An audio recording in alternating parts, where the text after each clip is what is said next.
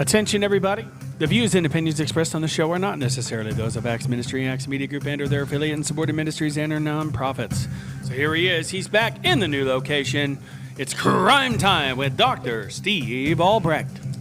And thanks, Producer Matt. Thanks, Producer Jay. Welcome to Crime Time. This is Crime Time Podcast Episode 64. I'm Dr. Steve Albrecht, joining you from the new Axe Media Group studios in rainy Springfield, Missouri.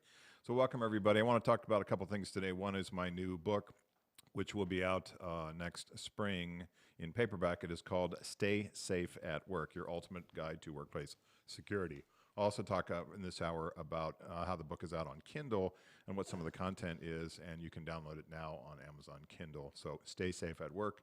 I wrote it with my partner in Northern California, who is a fire chief and a lawyer. My partner is Robert May. Bob May is my expert on all things risk management and fire-related stuff, and we'll talk a little bit about what his contribution was to the book in terms of that part of keeping your building and your workplace safe. I also want to talk to you today about the Nashville bomber and what a little bit we know about that guy and some of the issues around bomb threats and what people do around bombing events in terms of making bomb threats as opposed to a real device as this guy had in Nashville. That city has suffered a lot this last year. There was a tornado, as you recall, there, and also they had this event, and I think they've had a fair amount of protest as well, so it's been a pretty tough time out in Nashville, so prayers for them. Anyway, talk about the book and talk a little bit about some of our guests from this year as well as we do our last show of the year here.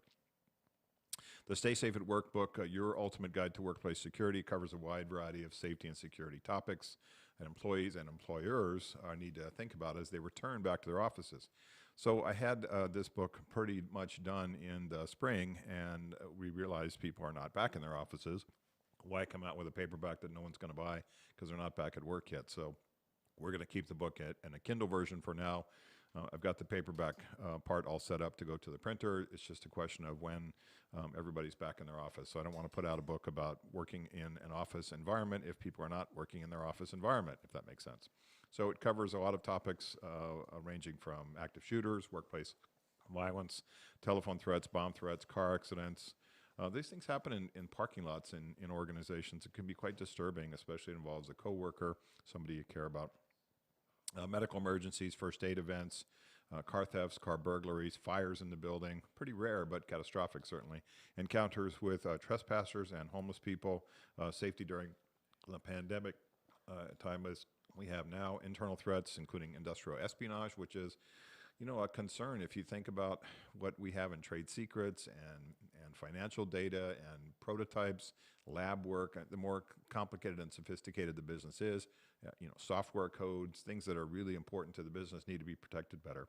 And then overall facility security, just how we keep access control for people coming in and out of our businesses. So it's a book about keeping businesses and assets and information and financial data and customers and clients and employees safe from a variety of hidden or obvious hazards and also opportunistic crooks that are out there trying to hurt our businesses. So I'll talk about that book a little bit today.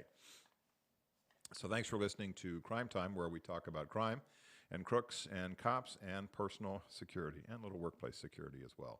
Talk about some dangerous people and lots of heroes, and we'll even mention a few stupid crooks, my favorite part of the show. And most importantly, I'll talk about what you can do to keep yourself and your family safe from crime and violence. As always, you need to be vigilant at home and at work and in your neighborhood, at your kid's school, at your college or university if you're a college student, in your neighborhood and community, at work, and even on the road. I just did another interview with Winnipeg Free Press, I think it's called, in Winnipeg, Canada, about road rage. They had a pretty significant road rage incident where a woman was actually rammed in her car by some maniac, 57-year-old guy who was taken into custody, rammed her with his pickup truck on all sides of her car, front, back, and both sides, based on, I think she accidentally cut him off as he was getting ready to make a left-hand turn, and he chased her up the road for several miles and smashed into her car. So they had that road rage incident in Winnipeg, and they interviewed me about that, and I did some press coverage on that issue, which is, got posted on their online.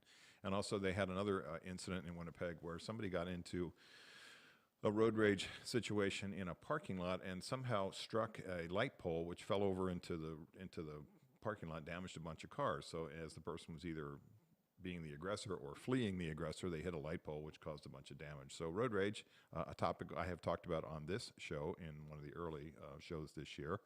I think it was probably my third or fourth show back in August, is still a topic of consideration because road rage is still something that's going on in our communities, on our highways, on our streets, on our roads all the time. Not surprisingly, I'm working on a book on road rage, which I'll try to get out by next spring as well. Road Rage 101, I'm working on it now. It's one of those topics that everybody knows about, but there's not really a book about it, and there's no real way to address the issue as a victim unless you look at a book like mine or you think about some of the stuff that the traffic safety people have been talking about and insurance companies about road rage over the years. But really, the book is also written for people who have this as a problem in their life as perpetrators of road rage and what they need to do to get their mental health and their anger mastery. It's not anger management, it's anger mastery under control so that they don't end up in jail or dead or in the hospital or put their kids or their family at risk of being injured or killed in these situations as well. So maybe one of these days, as the book gets a little closer to being done, I'll come back to the road rage topic here as well. So back to Crime Time. As background, I worked for the San Diego Police Department for 15 years as a patrol officer, a reserve sergeant, and a domestic violence investigator. I now work as a training consultant. I teach training workshops, live and webinars, online and live, focusing on human resources, employee coaching, workplace violence, and security issues in the workplace. I've written 24 books on business and workplace violence and police subjects and guns, all of which you can find on Amazon. My 3 gun books are available on Amazon Kindle. That is Albrecht on Guns, Volume 1, Albrecht and Farrow on Guns, Volume 2, and Albrecht on Guns, Volume 3. All of those are on Amazon Kindle, and they are a pretty inexpensive way to learn about concealed carry if that's the lifestyle that you are leading like I do. You can always reach me at my Crime Time website, crimetimeradio.com, where you can send me an email, connect with me on LinkedIn, and you can always follow me on Twitter at Dr. Steve Albrecht, and you can find past episodes of the show on SoundCloud and new ones posted on my YouTube account each week at this time. So this book that I wrote this year with my partner Bob May about Stay Safe at Work, Your Ultimate Guide to Workplace Security, we really did it kind of as a way to capture some of the things that you may have seen in your workplace. If you have the kind of workplace that you're more of a formal structure, that you're not the business, particularly owner or operator, even if you are, sometimes you may see these kind of clipboards that hang in kind of locations that are essential to where people congregate, break rooms and in cross points in where people set up their cubicles.